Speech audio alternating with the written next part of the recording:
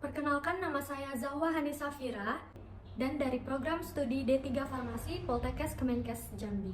Di sini saya akan mengedukasi terkait penyakit malaria yang biasanya menjangkit masyarakat sekitar kita.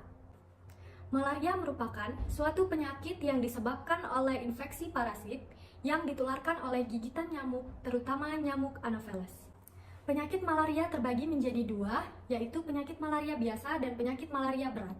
Penyakit malaria biasa adalah penyakit malaria yang biasanya tidak menyebabkan komplikasi yang parah dan hanya menimbulkan gejala utama dikarenakan tidak adanya organ vital yang terdampak.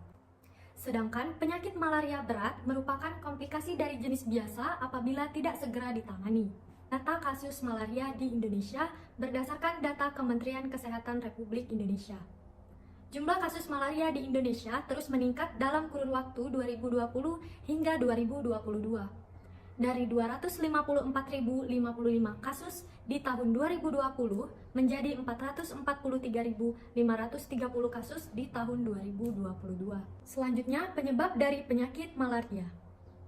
Plasmodium protista eukaryotik yang ditularkan oleh nyamuk Anopheles betina adalah penyebab utama dari penyakit malaria.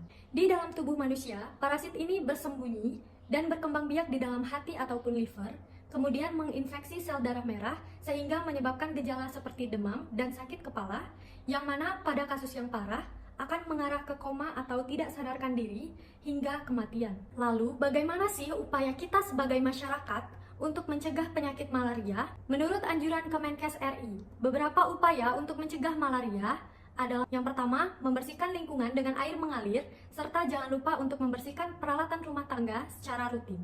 Yang kedua, jika memiliki tempat penampungan air seperti kolam ikan, Anda disarankan untuk menebarkan ikan memakan jentik nyamuk.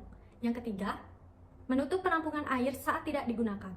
Yang keempat, menggunakan obat anti nyamuk dan kelambu saat tidur untuk menghindari gigitan nyamuk.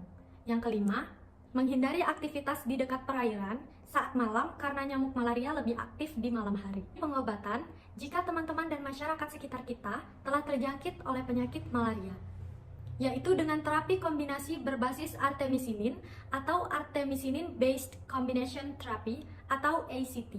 ACT adalah pengobatan malaria yang disarankan oleh Kementerian Kesehatan Indonesia dan WHO.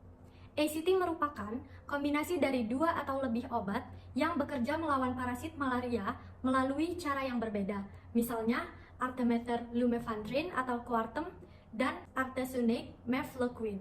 Baiklah, demikian yang dapat saya sampaikan. Saya harap teman-teman dan masyarakat dapat teredukasi oleh apa yang saya sampaikan terkait dengan penyakit malaria dan lebih aware ke depannya tentang penyakit ini.